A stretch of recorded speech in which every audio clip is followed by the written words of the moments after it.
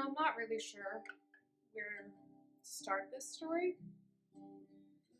The playwright in me wants to leave the grand reveal for later, build up the tension.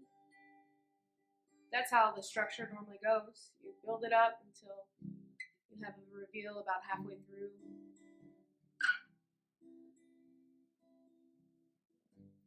The performer in me wants to do the same, to milk that reveal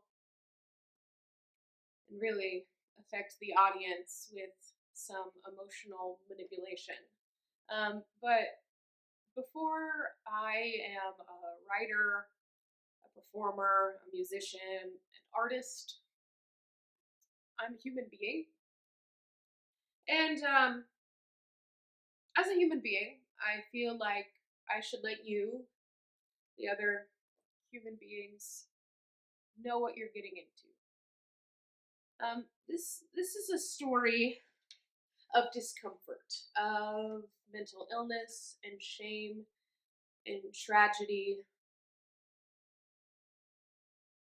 I like to make people uncomfortable. I really do. I think discomfort can be an incredibly constructive thing, but I am also a firm believer that discomfort and personal harm are two very different things. And so, that being said, if anything that is being discussed brings you personal harm, I am here right off the bat giving you full permission to step away, take a break, pause a video, skip a track, however you are consuming this. You have my full permission, not that you need it, to take care of yourself. And I also have given myself the permission to take care of me, so if I feel like things are going too far into the realm of personal harm, I will also do what I need to do to take care of myself.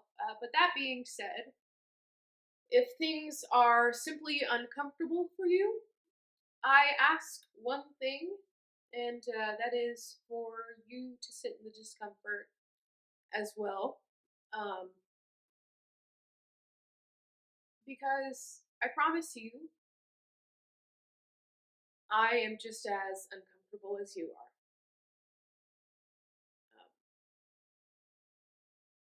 I've given myself permission to take care of me, even if it seems rude or insulting to you as an audience. So please grant yourself that same permission. Take care of yourself. May 29th, 2021, 6:38 p.m. I'm at work.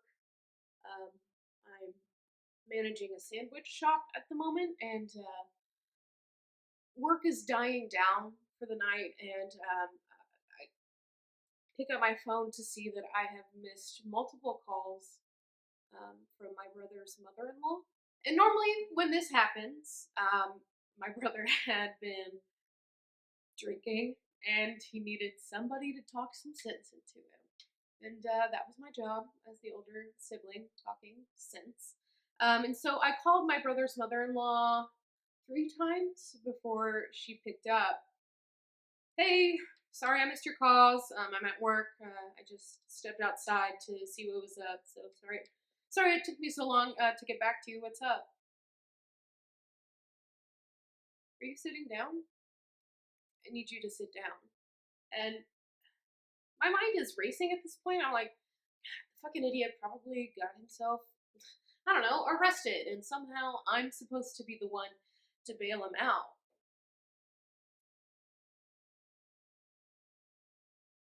Noah shot himself.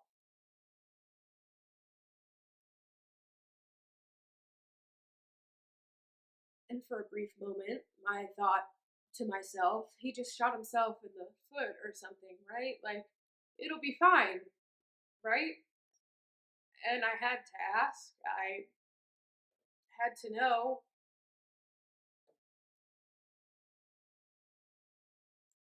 Is he dead? Yeah. I need you to call your mom and tell her. Oh, okay. I'm gonna hang up and call her now. And I walk back inside to the old high school where the sandwich shop was, and the sandwich shop happens to be right down the hall from the bar that my parents own. And I stand in the doorway of the deli, and the only thing I can say is, "My brother is dead. He's dead." And I turn back around and I power walk back outside, and I call my mom, and I call my mom, and I call my stepdad, and then I call my mom, and my stepdad, and my stepdad, and my mom, and I'm getting really, really annoyed that nobody is answering the phone when I really, really need them to. And I call my mom, and she picks up. And in the background, I hear my boss's voice saying, "Don't have this conversation. Don't. I'm bringing her to you right now." Mom, where are you? We're at the screw down the hall. Heath is taking me to you. What is going on? I'll tell you when I get here. When you get here. I hang up the phone, and in the maybe 30 seconds between me hanging up the phone and my mom and stepdad walking through the door outside to where I'm sitting, I realize that not only am I having what is so far the absolute worst day of my life, but I am about to ruin my mom's life. How are you supposed to tell a mother that her child is dead? It's a disruption of the normal flow of life and death sequences, and not only is her child dead and he died before her, he died by his own hand. After the blur of the, "well, what the fuck do you do next?" my mom left with my stepdad, and I called my best friend Mandy to pick me up. I was annoyed that no one would let me drive myself. Honestly, I was fucking pissed. I just wanted to leave. I wanted to go, and I spent 40 minutes trapped in the corner of a parking lot waiting for Mandy to come and get me, waiting for someone to tell me what to do, waiting for my brother to call me and tell me it was all a joke, a really fucked up joke, but a joke nonetheless. But the punchline never came. There is no playbook to tell you what to do when your kid brother kills himself. Nothing, nothing feels right. Thinking about it feels too intense, but distracting yourself feels disrespectful. Silence feels so big, and talking feels so small. Randy and Daryl pulled up, having made the fastest while crashing into no one 20-minute drive possible, and I sat at the end of my car with my head leaning against the bumper, and I felt nothing. You know, everyone everyone always talks about shock, but I didn't know what it was until that day. I made jokes about needing lessons on how to be an only child, and about receiving an automatic promotion to favorite child, and now having a dead brother card in the collectible trauma deck. And someone asked me how I was, and I said, "I'm fine, but ask me at 3 a.m." Mandy sat with me for an unknown amount of time before I realized I was hungry. Hunger is such an oddly startling feeling in the first moments of dealing with your brother's suicide. There is nothing that grounds you more in reality than basic human needs. Um, And so Mandy and I go to this pizza place because we assumed it would be later than open later than anything else in town. Fun fact: hardly anything is open after 8 p.m. in Taylor, Texas. Um, we get there, and the pizza place is closing at 9 p.m., which is in 5 minutes. And so we drive over to Applebee's, which is open until 2 a.m. and has only has one of the only two liquor licenses in town. And you guessed it, they were closed for maintenance or some shit. And at this point, it's feeling absurdly comical. Like, my brother just blew his brains out and I can't even get a good meal in this town. And so we have to drive to the next town over. And thankfully, there is a Chili's open.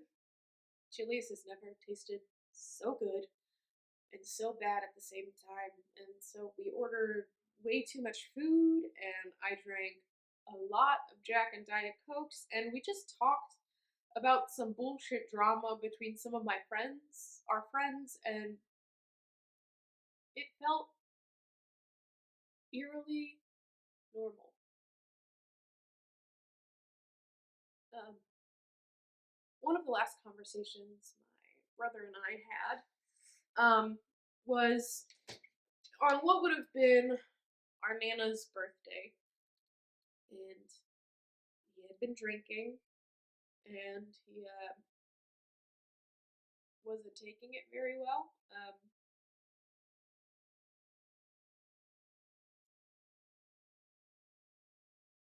He was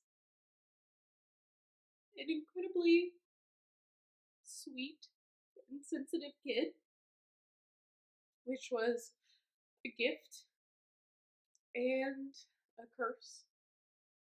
And when combined with his knack of drinking that he had, like many of us in the family do,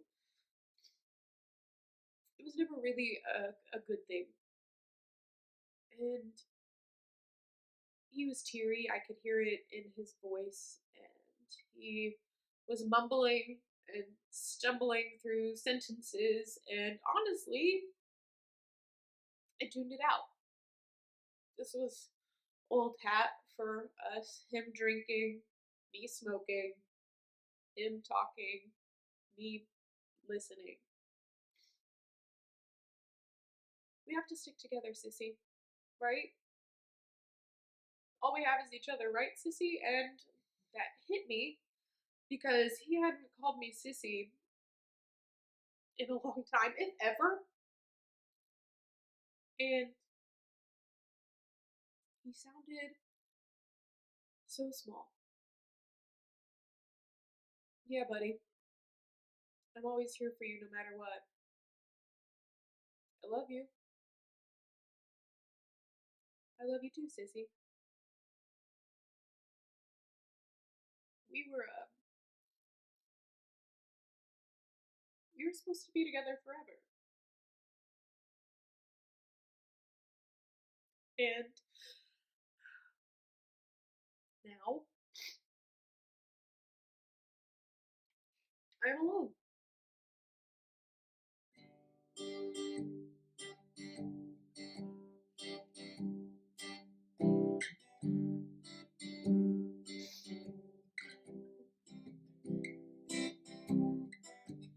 Heard your voice calling out to me, hanging out under branches of a tree. Told me that you wanted to be always there.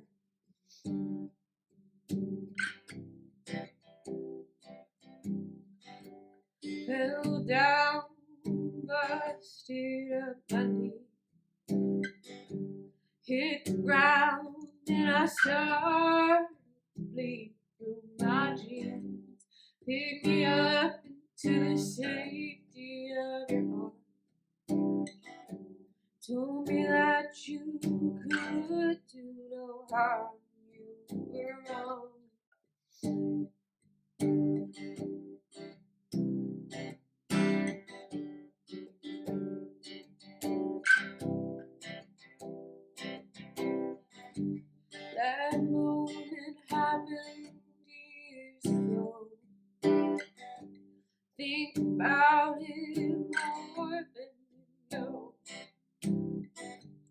We were kids, young, dumb, and free. Peaceful bliss of scraped the knee. Miss the way things used to hurt. Falling into the cold, dark dirt. Trying to jump over the curb. Spraining our ankles in return. Things hurt too much nowadays. Not talking physical pain. The moment you first feel your heart break, it takes all your breath away.